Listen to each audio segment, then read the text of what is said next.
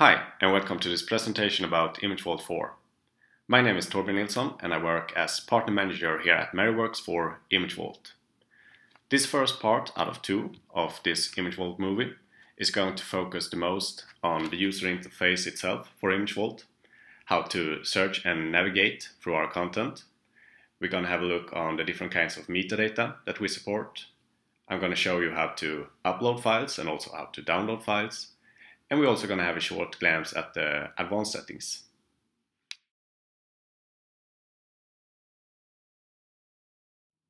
ImageVault 4 can be used both with Episerver 7 or alone as a media asset management system.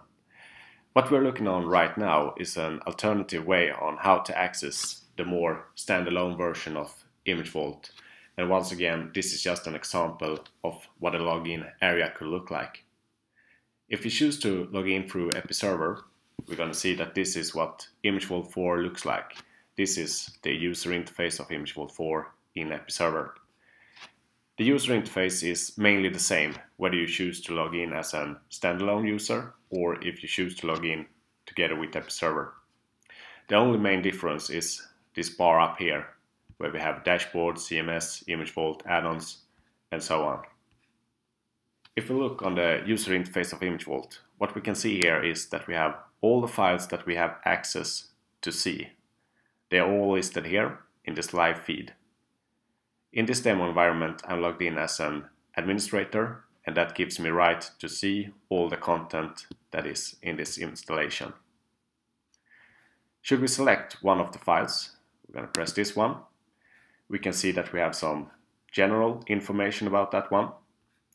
If we want to see it in a larger version, we can hover over it and press this magnifier. Or if we want, we can just double tap it. Next to all the files, we got information about it, and we also got metadata. Should we select metadata, we can see, for instance, the user-defined metadata, and that's basically information that you have written to the file when you were uploading it or when you were organizing it. We also get support for built-in metadata that comes from the file itself, if it's present when you upload. In this case, we got EXIF information here. We also get support to extract GPS coordinates if it's located in the file, and also IPC data, as in this case.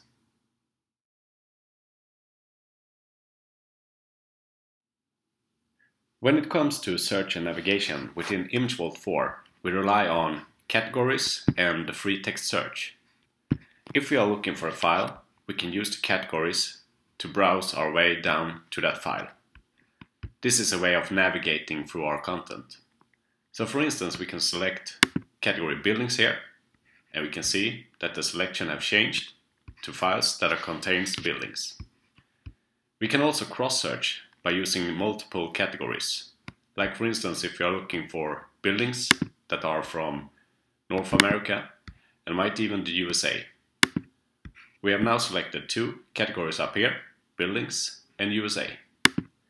If we select one of the files, press the information tab, we can see here that it's categorized with both USA and buildings. If we would like to narrow down our search, we can also combine the category search with a free text search. So in this case, we're going to use the free text search found up here, and we can search for any kind of metadata that we find. So I'm going to search for, in this case, bean.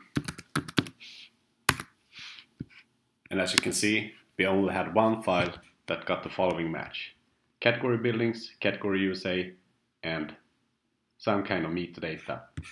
In this case, it was from the title, the bean. When we have located our files, we are most intended to use them for something. In this case, we are going to use them for a PowerPoint presentation. Within ImageVault, we store our high-quality assets, the best resolution of the original that we can get our hands on. In order to use them for a PowerPoint presentation, we would like to extract them in a lower format. So in this case, I'm going to select some different files. I can do it in two ways. Either I can drag and drop them down here, and this is our batch operation field, where it's temporarily stored, or I can hover over a file and press this checkbox.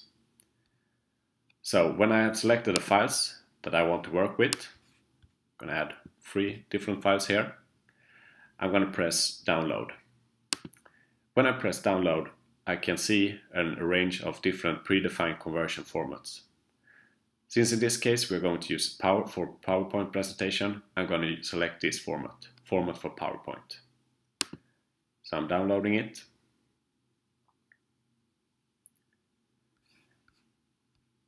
And as we can see down here, we got our collected files, our downloaded files. And if I press here, we can see that here are the 3 files that I just recently downloaded.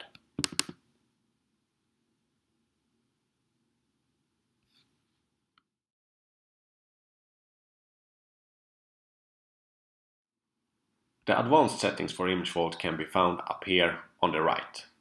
This is something that only administrators of ImageVault can access. So if I press Advanced Settings, we can start off by having a look at the media formats. The media formats were something that we used when we downloaded our high quality assets from within ImageVault in the predefined conversion formats for our PowerPoint presentation.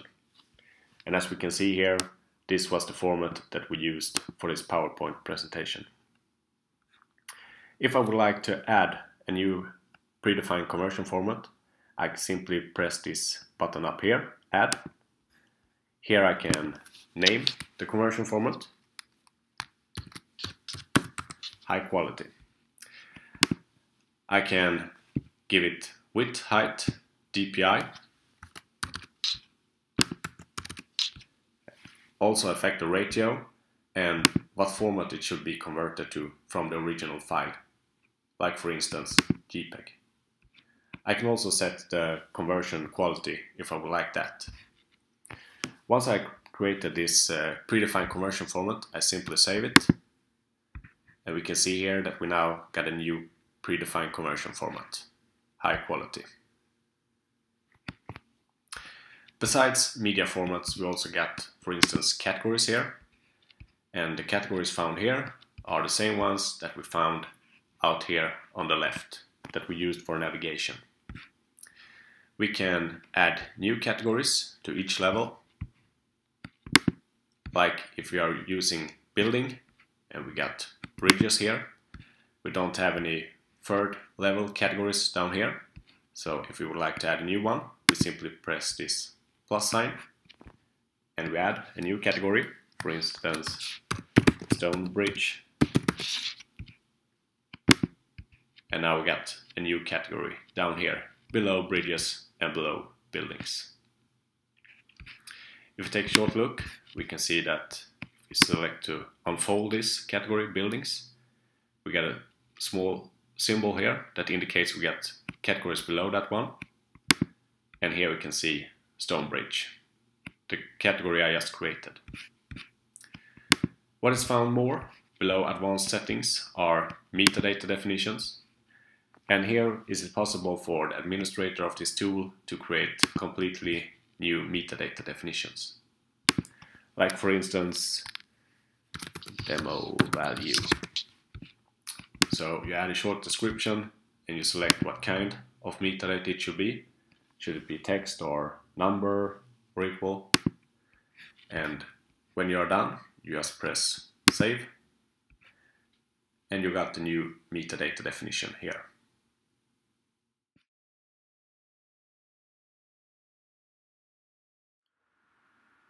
So we are now going to look on how to import files to ImageVault. ImageVault upload can be found up here on the left. We simply press import files. Here we can see which vault that we are intending to upload our files to. We can drag and drop files to this area or press down here, add files, and simply add a couple of files that we want to include in this upload. So in this case, I want to add these 3 files, and I'm starting the upload.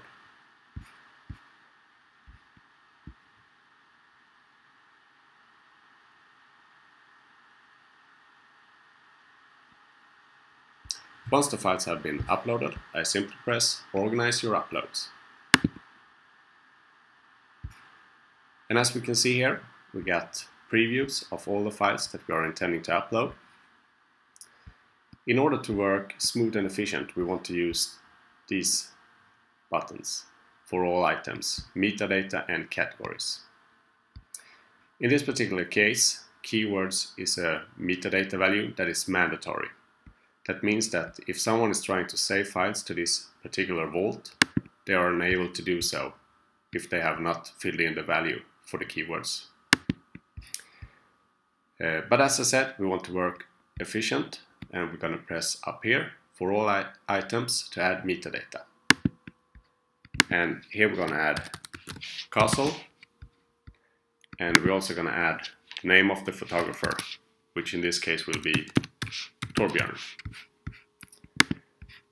And as we can see here, we now have keyword castle for all the files in this batch, and the same goes for the name of the photographer.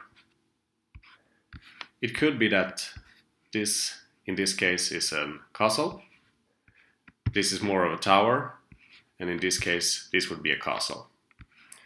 So we want to change this one, individual file, to tower, and in this case, I'm using the fields next to the image or the file. So you can see we have changed this one for tower, and the other ones are still left as we started with castle.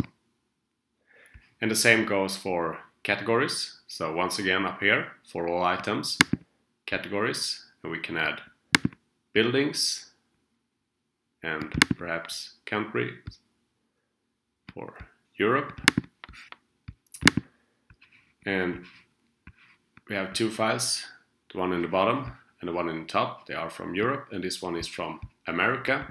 So we want to change that individual file. So we unmark that one, select North America, and also USA. And once we are done, we simply press save. And here we can see the new files. And if we press on the file, we can see the categories that we have chosen. And we can also see the metadata for that particular file. When we were uploading the files, we were given the opportunity to save them to a specific vault. The vaults can be found up here next to the categories. So I'm pressing library, and in this case we selected to save the files to the vault Vaultopia. And as we can see, the files are located within the vault Vaultopia and not the vault Vaultopia Inspiration. The vaults are mainly used to set access rights. Who or what group shall have access to the content and on which level. If I should select one of the vaults and press this cogwheel down here, and this is something that I only can do if I have the rights to access it. So I'm pressing here, and I'm having a short look on the access rights. Here we can see what groups that have access and on what level. And here on the metadata definition, we can also see the different metadatas that I were allowed to enter, and also the one that was mandatory.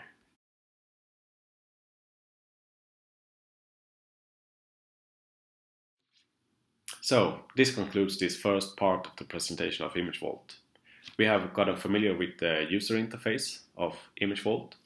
We have looked on the search functionality with metadata and the categories, how to navigate through content. We have also gotten familiar how to download files in the predefined conversion formats, a short glance at the advanced settings, and also how to upload files.